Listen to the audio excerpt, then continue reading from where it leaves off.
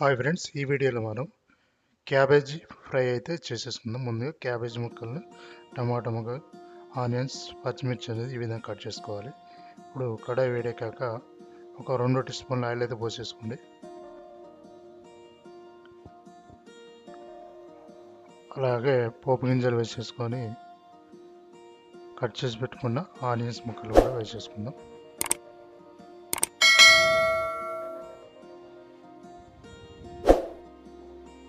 అలాగే కట్ చేసి పెట్టుకున్న ఆనియన్స్ ముక్కలు, అలాగే పచ్చిమిర్చి,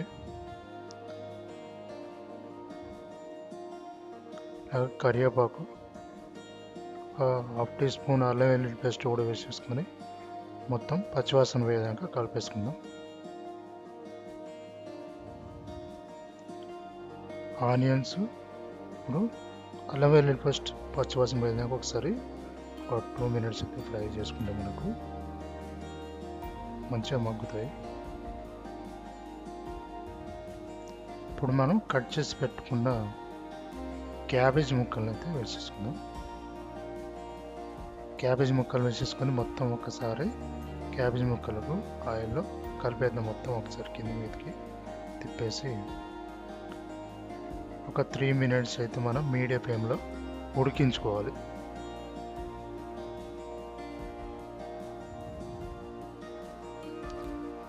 మూత పెట్టేసి ఒక 3 మినిట్స్ మనం ఉడికించాక ఒకసారి మళ్ళీ కలిపేయాలి. ఎందుకంటే కింద అడుగు అనేది మాడుతూ ఉంటుంది కాబట్టి అప్పుడప్పుడు మధ్య మధ్యలో అయితే కలుపుకోవాలి.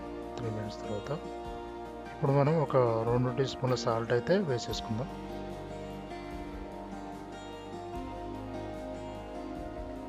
ఆ 2 టీ స్పూన్ల సాల్ట్ వేసి ఒకసారి కలుపుకొని మనం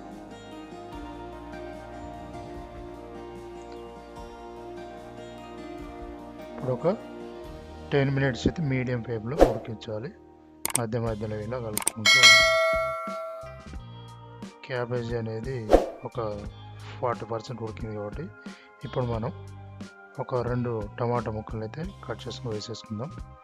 అలాగే ఒక చిటికెడు పసుపు కూడా వేసుకొని మొత్తం ఒకసారి కలిపేసి మళ్ళీ మూత పెట్టేసి మనం ఉడికించుకోవాలి. ఎందుకంటే క్యాబేజ్ అనేది అడుగు అనేది మాడకుండా అప్పుడప్పుడు ఇలా విధంగా కలుపుకొని ఇప్పుడు మనం మూత పెట్టేసుకుందాం. ఇప్పుడు ఒక 10 మినిట్స్ మీడియం ఫ్లేమ్లో అయితే ఉడికించాలి. ఒక 70% అయితే ఉడికింది కాబట్టి ఇప్పుడు మనం ఒకసారి చూడండి, ఇది 70% అయితే ఉడికింది. ఇప్పుడు మనం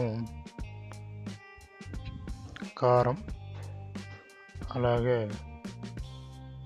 ధనియాల పొడి, గరం మసాలా కూడా వేసేసుకొని మొత్తం ఒకసారి కలిపేసి ఒక 5 మినిట్స్ అయితే మనం మీడియం ఫ్లేమ్లో ఉడికించాలి. ఎందుకంటే అడుగు అనేది మాడుతుంది కాబట్టి మీడియం ఫ్లేమ్లో ఉడికించండి.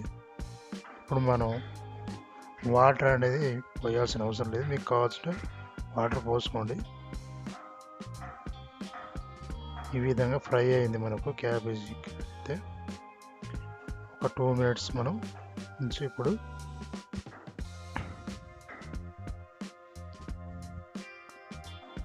చూడండి, 100% అయితే మనకు క్యాబేజ్ అయితే మెత్తగా అయితే ఫ్రై అవ్వడం జరిగింది. ఎందుకంటే మనం ఆయిల్ అనేది ఎక్కువ పోసుకున్నాం కాబట్టి ఆయిల్ అనేది ఫ్రై అయిపోయింది.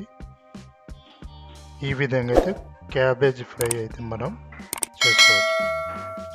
క్యాబేజీ ఫ్రై నచ్చితే మీరు కూడా ట్రై చేయండి.